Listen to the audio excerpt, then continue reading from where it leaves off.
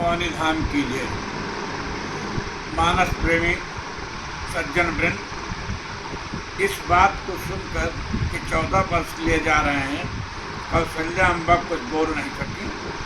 फिर अत्यंत धैर्य के साथ पूछा, राघव, राजुदेन कहूँ शुभ दिन साधा, राजुदेन कहूँ शुभ दिन साधा, कहु जाई बन कहीं अपराधा, तात सुनावहु मोहि निदानु, को दिन कर कुल भयउ कृशानु।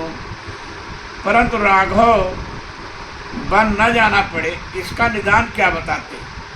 वो यह कैसे कहते कि यह अप्रत्याशित कार्य कैकेयी अम्बा ने किया है। इसलिए कौशल्या माँ के इस प्रश्न का उत्तर श्री राम तो नहीं, अपितु श्री राम का रुख देखकर मंते पुत्र ने दिया। निरखि राम रुख सचिव सुत, कारण कहु बुझाई। और जब माता कौशल्या को कारण ज्ञात हुआ तो कौशल्या अम्बा ने तो मानो कौशल्या अम्बा की बोलती बंद हो गई। वो स्तब्ध और मौन रह गई। सुनि प्रसंग रही मूक जिमि, दशावरन नहीं जाय। कौशल्या भले ही सबसे बड़ी रानी है, परंतु आज जो धर्म संकट में पड़ गई है। श्री राम को क्या आदेश दें? राखी न सकई न कही सक जाहू। न तो उन्हें बन जाने से रोक पा रही हैं और न ही कह पा रही कि बन चले जाओ। ऐसी स्थिति में कौशल्या का कि कभी भी ऐसी स्थिति कौशल्या की कभी नहीं हुई थी। कौशल्या की स्थिति तो भई गति साप छुंदर केरी। परंतु माँ कौशल्या तो ज्ञान की प्रतिमूर्त हैं, इसलिए समय के अनुसार ही भरत व राम में कोई अंतर न मानते हुए राम भरत कोई सुत समझानी, बड़े धैर्य के साथ श्री राम से कहा, राजुदेन कहि दीन बनु, मोहिना सो दुख लेस, तुम बिन भरतहि भूपति, प्रजा ही प्रचंड कलेश।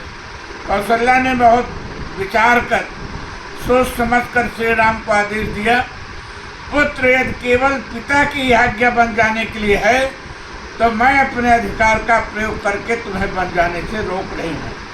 परंतु यदि पिता के साथ ही कैकेयी अम्बा की भी सम्मत बन जाने की है, तब तो वन 100 अयोध्या के समान है। जो केवल पितुआय सुताता, तो जानी जाहु जानी बड़ी माता। जो पितु मातु कहु बन जाना, तो कानन सत अवध समाना।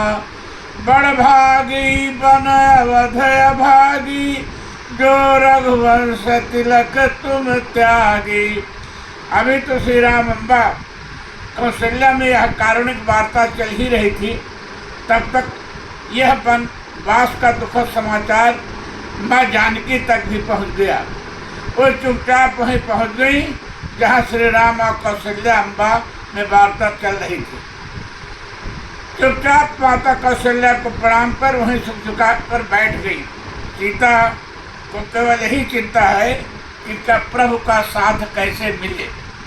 सीता की अंतर मनोदशा को सहज ही अनुभव कर सकने वाली जानकी की सास माँ कौशल्या ने देखा कि सीता भी राम के साथ बन जाना चाहती है, परंतु कौशल्या की इच्छा है कि जानकी बन न जाए, क्योंकि जानती हैं कि सीता अत्यंत ही सुकुमार है।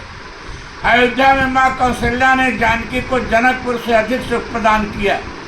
कारण यह भी था कि महाराज दशरथ ने सीता के अवध में आते ही सभी रानियों को यह निर्देश दिया था, बधुलरिकनी पर घर आई, बधुलरिकनी पर घर आई, राख्यहु नयन पलक की नाई।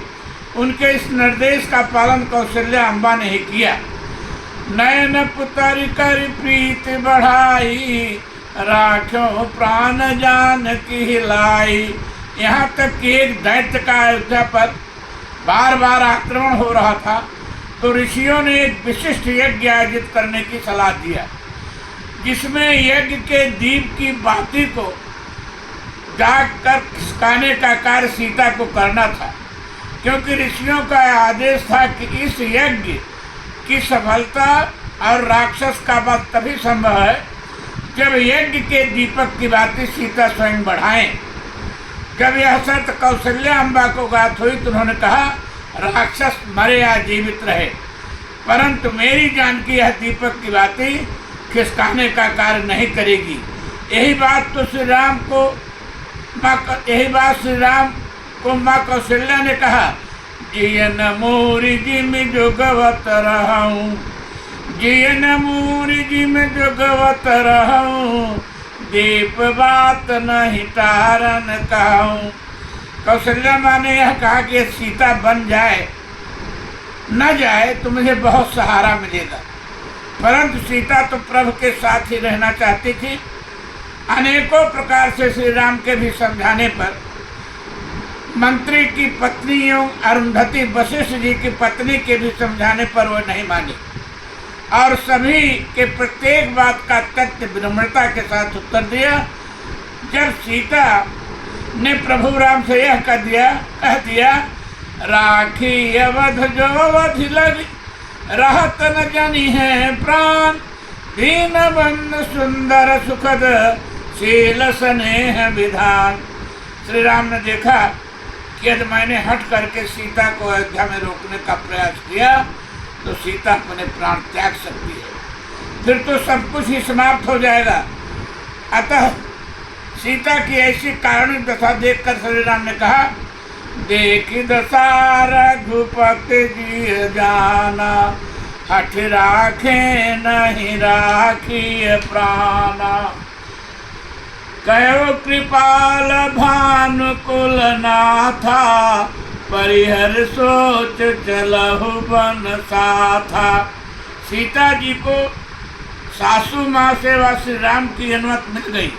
कौशल्या अम्बा ने आशीर्वाद दिया, अचल हो वही बात तुम्हारा, जब लगी गंगा जमुन जलधारा। साथ ही अनेकों आशीर्वाद और शिक्षा भी दिया। सीता माँ कौशल्या के चरणों में प्रणाम कर प्रभु के साथ वन चलने के लिए तैयार हुई। अभी तक रामानुज लक्ष्मण को यह समाचार ज्ञात नहीं था। यह समाचार जैसे ही उन्हें मिला वो व्याकुल हो उठे और भागकर श्री राम के चरणों को पकड़कर बैठ गए। समाचार जब लक्ष्मण पाए, व्याकुल बिलख बदन उठि धाये, कंप पुलक तन नयन सनीरा, कंप पुलक तन नयन सनीरा, गहे चरण अति प्रेम अधीरा। बस भवन भवानी धाम की जय। कथा यहीं पर विश्राम लेगी।